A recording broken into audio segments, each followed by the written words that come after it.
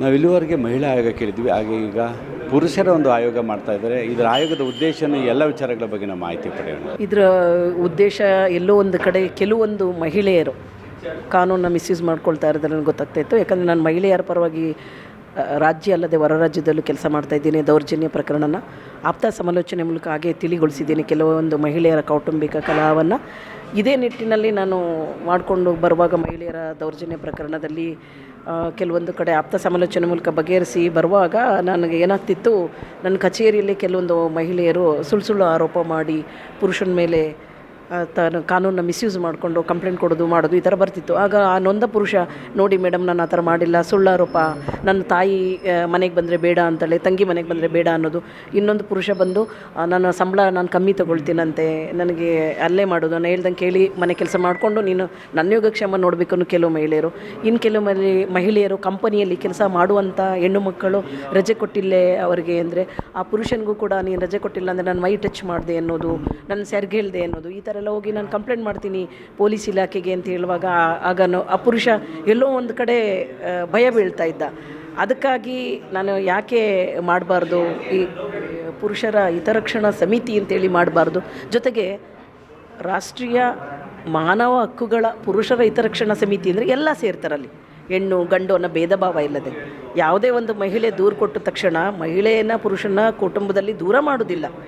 ಆ ಉದ್ದೇಶ ಏನಂದರೆ ಇಬ್ಬರನ್ನು ಕೂರಿಸಿ ಆಪ್ತ ಸಮಾಲೋಚನೆ ಮಾಡಿ ತಿಳಿವಳಿಕೆ ಹೇಳೋದು. ಕಾನೂನಿನ ಅರಿವನ್ನು ಯಾವಾಗ ಮೂಡಿಸ್ತೀವಿ ಆಗ ಎಚ್ಚೆತ್ಕೊಳ್ತಾರೆ. ಓ ಇರಪ್ಪ, ಪೊಲೀಸ್ ಇದು ಕೋರ್ಟಿನ ಮೊರೆ ಹೋದರೆ ತುಂಬ ಸಮಯ ಇಡುತ್ತೆ, ಹಾಗಾಗಿ ಆ ಸಮಯ ಅಭಾವ, ಮತ್ತು ನಮ್ಮ ಹತ್ರ ಹಣ ಇರುವುದಿಲ್ಲ, ವಕೀಲರಿಗೆ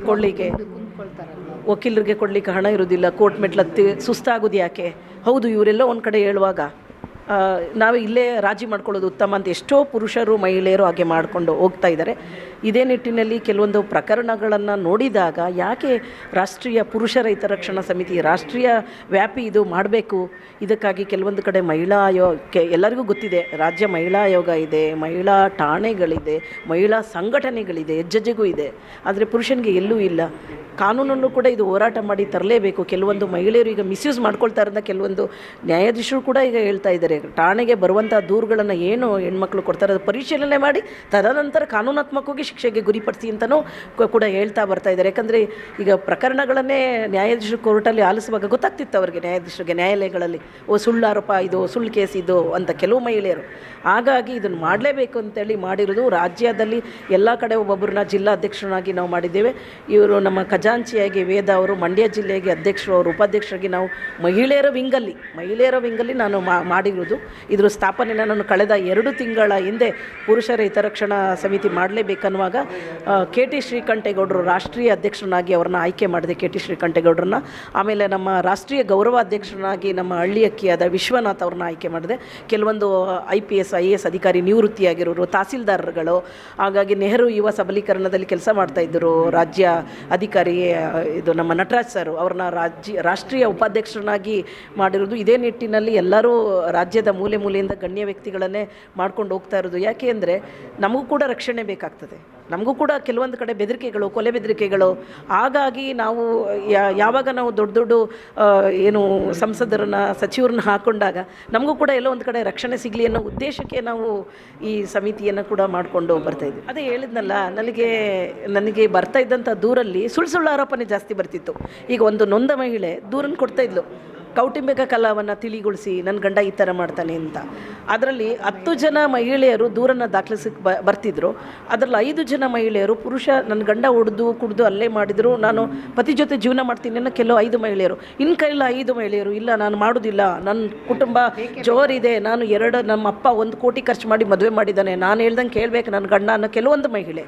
ಇನ್ನು ಕೆಲವೊಂದು ಮಹಿಳೆ ಇನ್ನೆಲ್ಲೋ ಒಂದು ಕಡೆ ಕಾನೂನು ಮಿಸ್ಯೂಸ್ ಮಾಡ್ಕೊಳ್ತಾ ಇದ್ಲು. ಆಗ ಪುರುಷ ಮತ್ತು ಮಹಿಳೆ ಯಾವಾಗ ಕೌಟುಂಬಿಕ ಕಲಹ ಅಂತ ಬರ್ತಿದ್ರು ಆವಾಗ ನಾನು ಆಲಿಸ್ತಾ ಇದ್ದೆ, ಇದು ಏನು ಈ ಥರ ಮಾಡ್ತಾ ಇದ್ದಾರೆ ಇವರು, ಇಲ್ಲಿ ಎಲ್ಲೋ ಒಂದು ಕಡೆ ಮಿಸ್ಯೂಸ್ ಮಾಡ್ಕೋತಾ ಇದ್ದಾಳೆ ಮಹಿಳೆ ಅಂತ ಹೇಳುವಾಗ ಯಾಕೆ ಇದು ಒಂದು ಪುರುಷರ ಸಮಿತಿನೇ ಮಾಡಬಾರ್ದು, ಎಲ್ಲೋ ಒಂದು ಕಡೆ ಮಿಸ್ಯೂಸ್ ಆಗ್ತಾ ಇದೆ. ಅವನು ನೊಂದ ಪುರುಷ ನನ್ನ ಕಣ್ಮುಂದೆನೇ ಕೆಲವೊಂದು ಗಂಡಸರು ಅಳ್ತಿದ್ದಾರೆ, ಮೇಡಮ್ ಏನು ಮಾಡಿಲ್ಲ, FIR ಮಾಡಿಸಿದ್ದಾಳೆ ಮೇಡಮ್, ನಾನು ಏನು ಮಾಡಲಿ ಮೇಡಮ್, ನನ್ನ ಜೊತೆಗಲ್ಲದೆ ನನ್ನ ಅಕ್ಕ ತಂಗಿದೀರನ್ನು ಕೂಡ ಸೇರಿಸಿದ್ದಾರೆ, ನನ್ನ ತಾಯಿ ಸೇರಿಸಿದ್ದಾರೆ, ನನ್ನ ತಾಯಿ ಮನೆಗೆ ಬರುವಾಗಿಲ್ಲ ಅಂತ ಕೆಲವು ಮಹಿಳೆ ಹೇಳ್ತಾಳೆ, ಅಲ್ಲ ಸಾರಿ ನನ್ನ ಹೆಂಡತಿ ನನ್ನ ತಾಯಿ ಬರಬಾರ್ದು ಮನೆಗೆ ಅಂತ ಹೇಳ್ತಾಳೆ, ನನ್ನ ತಂಗಿ ಬರಬಾರ್ದು ಅಂತ ಹೇಳ್ತಾಳೆ. ಅವರ ತಂದೆ ತಾಯಿಗಳು ಬಂದರೆ ಸುಖವಾಗಿರ್ತಾರಂತೆ, ನನ್ನ ತಂದೆ ತಾಯಿ ಬಂದರೆ ದೌರ್ಜನ್ಯ ಕೃತ್ಯ, ನನ್ನ ಮನೇಲಿ ಗಲಾಟೆ ನಡೀತದೆ, ನನಗೆ ನೆಮ್ಮದಿ ಇಲ್ಲ ಅಂತ ಕೆಲವೊಂದು ಮಹಿಳೆಯರನ್ನ ಪುರುಷನ ಹೇಳುವಾಗ ನನಗೆ ಗೊತ್ತಾಗ್ತಿತ್ತು. ಇದು ಇರ್ಬೋದು. ಕರೆ ಮಾಡಿದ್ರೆ ನಾವು ನಮ್ಮ ಟೀಮ್ ಏನಿದೆ ಗಂಡು ಹೆಣ್ಣು ಭೇದ ಭಾವಲ್ಲದೆ ಕ್ಷಣಾರ್ಧದಲ್ಲಿ ನಾವು ಇರ್ತೇವೆ. ಈ ನೋಂದಣಿಯ ಶುಲ್ಕ, ಜೀವ ಸದಸ್ಯತ್ವ